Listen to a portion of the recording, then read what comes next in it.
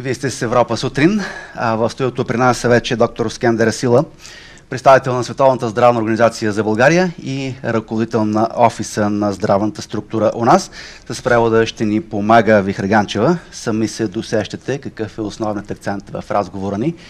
Добро утро, добре дошли. Добро утро и благодаря ви много за покана. Доктор Сила, не сте с маска, не виждам и раница с продукти за няколко седмици. Не сте ли притеснен? У нас също има коронавирус вече.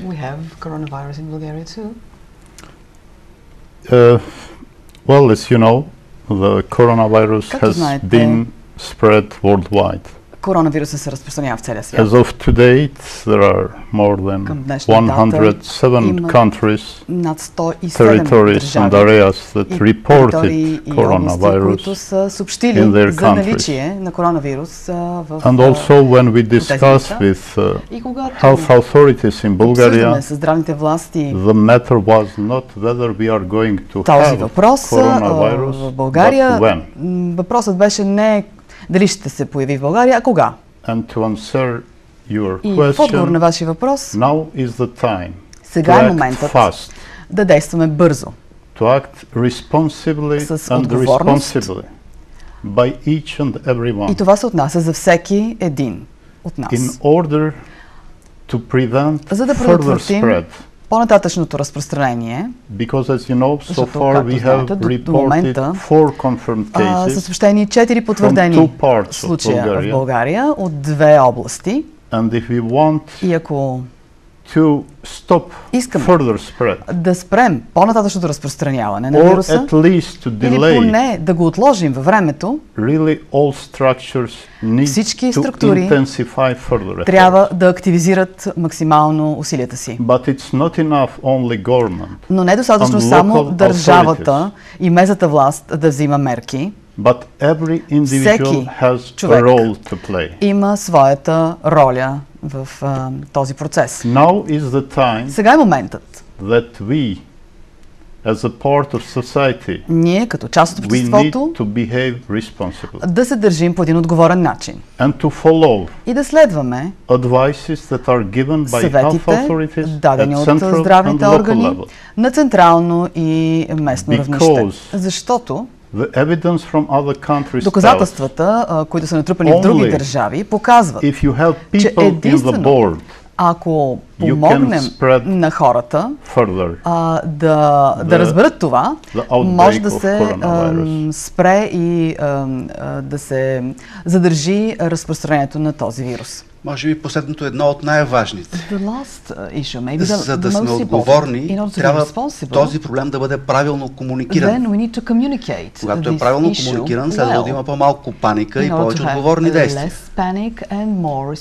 Обаче, това не е съвсем факт. Има паника, има конспиративни теории, има фалшиви теории. Проблемът отдавна не е само здравен, т.е. не е правилно комуникиран. For a long time, and this means that there is a communication gap. You're absolutely right. Абсолютно сте прав.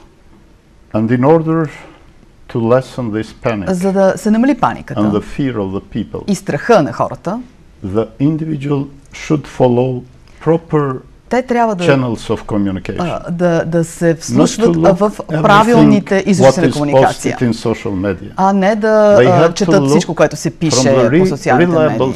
Трябва да търсят надежни източници, които основават информацията на доказателства. За да се трябва да потърсят информацията на Министерството на здравеопазването, местните медии. Трябва да кажа, че съм изключително впечатлен от това как националните телевизии и другите медии съобщават за този въпрос по един балансиран начин, информационно, с цялостна информация. В никакъв случай не трябва да раздухваме конспиративни теории и да влошаваме ситуацията. Защото, както казва генералният директор на Световната здравна организация, доктор Тедрос, ние не се опитваме да се сражаваме с вируса, а с една епидемия от дезинформация. И СЗО има споразумения с Фейсбук, Твитър, Google и други социални медии, за да се осигурява, да се разпространява единствено потвърдена, надежна информация, която почива на научни изследвания, на доказателства, а не на конспиративни теории. А каква е практиката ви при комуникирането на подобни проблеми и в конкретния случай с власт? И как в този проблем комуникирате с нашите власти? Действат ли те адекватно? Even before the coronavirus started, дори преди да започне тази епидемия, ние ежедневно поддържахме комуникация с Министерството на здравеопазването в България, като наш основен партньор в сътрудничеството между СЗО и България. За да сме подготвени, за да сме правилно подготвени за всякакъв вид спешни ситуации. Защото, както знаете, спешни ситуации, свързани с общественото здраве, такава беше обявена в края на януари от СЗО, но ние работим с Министерството на здравеопазването и с българското правителство, за да сме готови за реакция в подобни ситуации. А към днешна дата, въз основа на информацията, с която разполагаме от българското правителство, всички усилия са положени, за да се подготви обществото и институциите. Както знаете, на национално равнище има кризисен щаб, ръководен от генерал Мотавчийски, професор Кантарджиев, доктор Кунчев. Това са хората, които разполагат с знанието и те следват актуалната научна информация, следват добрите и лошите практики от другите държави. И аз съм впечатлен от начина, по който те общуват ежедневно. Но няма държава в света, която може да обяви, че е на 100% подготвена. Защо това е така? Защото това е един нов вирус. Ние не го познаваме, не знаем как ще се държи той. Няма ваксина, няма лечение. Затова държавите трябва да разполагат с план за спешни ситуации, и да са готови за всякакви възможни сценарии на развитие на проблема. Както споменах в началото, този период в момента е критичен за България, за да се вложат всички усилия, за да се спре разпространението на вируса в страната. Защото дори да постигнем такова отлагане и ограничаване на броя на случаите, системата ще се подготви по-добре. Защото знаете, в момента в България има и сезонен грип, който всъщност застрашава някои хора. Болниците се запълват, хоспитализациите се увеличават и затова трябва да се полагат усилия. И наистина в момента имаме един прозорец на възможностите, който трябва да бъде използван. Тоест да разбирам, че въпреки ситуацията, която имаме, на повече въпроси без отговор, това не означава, че действията на властите ни не са адекватни.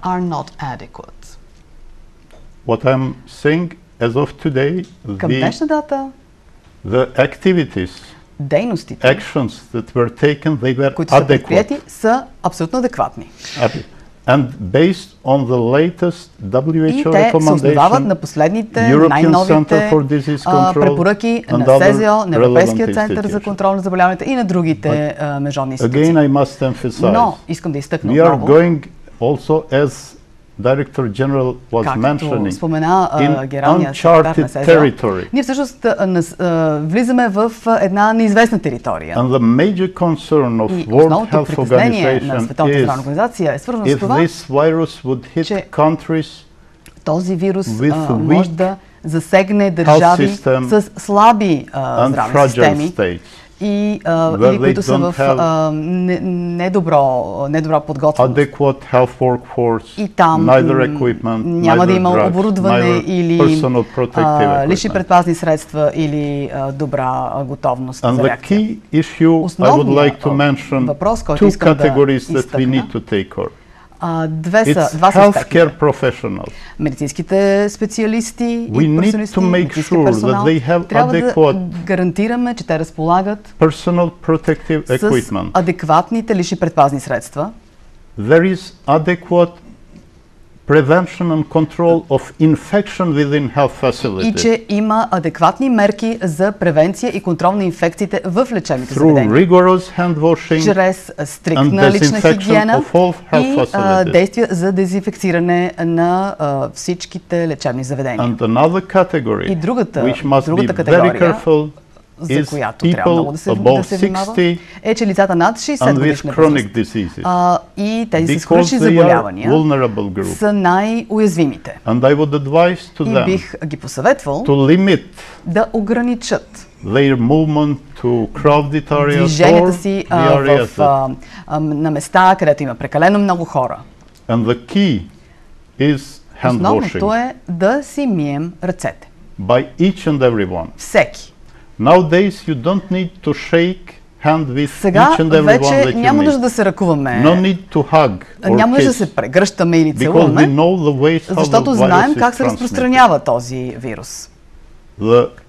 Washing of hands should be by water and soap, but sometimes it happens that you don't have но може water да се and случи да не разполагате с такива. Затова for може example, да alcohol-based използвате дезинфектант на алкохолна основа. And you put enough quantity слагате го в ръцете си you start и and you wash appropriately да се миете по този начин. И то навсякъде for about 20 seconds. 20 секунди. And including also the wrist. Включително и нагоре към китките. So this might be seems very simple procedure. Това е една проста мярка. But all studies но всички проучвания показват, they are showing that there is not enough hand washing by the people хората не си мият ръцете достатъчно, дори и в лечебните заведения. Точно по тази причина заявяваме. Освен хигиената на ръцете, трябва да се дезинфекцират работните помещения и повърхности, тъй като вирусът се предава обикновено от капки, но също и при пряк контакт с повърхности. Например, ако аз съм болен и кихна и си докосна с ръцете, след това докосна повърхността, другите могат също по този начин да се заразят. Така че личната хигиена, хигиената на ръцете е от решаващо значение. Част от проблемите обаче, на които сме свидетели днес по отношение на новия китайски вирус, се появиха още със самото начало, вероятно и заради колебливата реакция от ваша страна на СЗО. Първоначално. След това виждаме мерки, не особено пропорционални на това, което ни сочи статистиката. И една голяма част от здравните специалисти, които казват, че познатите до момента щамове грип са много по-опасни като процент смъртност, отколкото коронавирус. Защо имаме така непропорционални мерки спрямо това от една страна?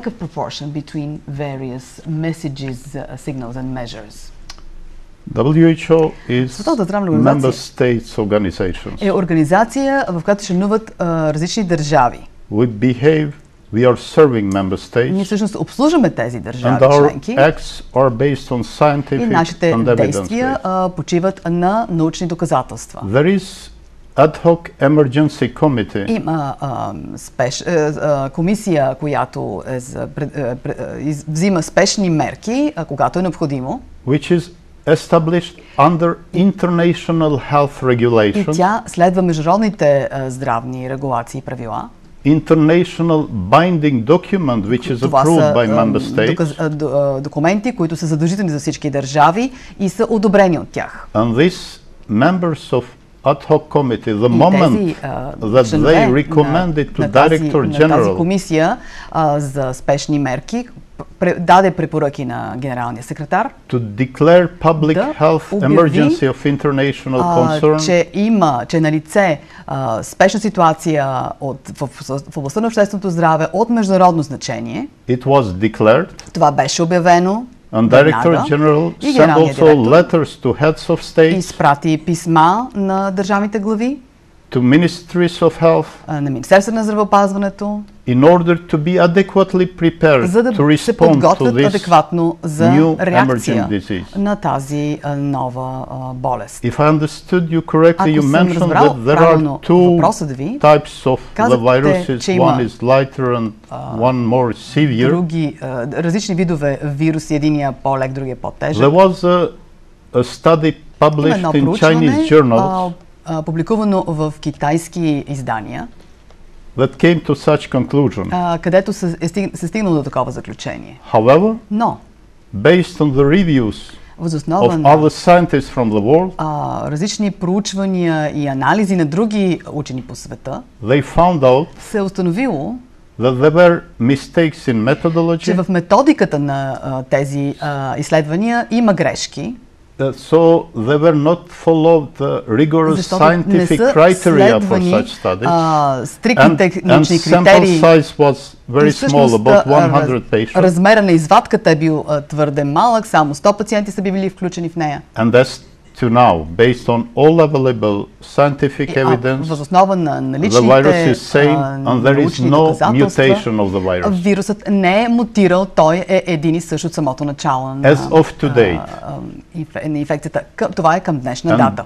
WHO is following the situation, следва ситуацията, следи ситуацията активно 24 часа 7 days per week, на ден, 7 дни в седмицата. With WHO collaborative centers and scientific institutions to see the virus, how it evolves. Различни научни институции, които го наблюдават. And at the same time working with the producers in order to produce a vaccine, производители на ваксини, and also antiviral drugs, които да разработят ваксина или антивирусен препарат. Тоест, ако правилно съм ви разбрал, коронавирусът е по-опасен, отколкото ни се представяше или отколкото бяха очакванията в началото.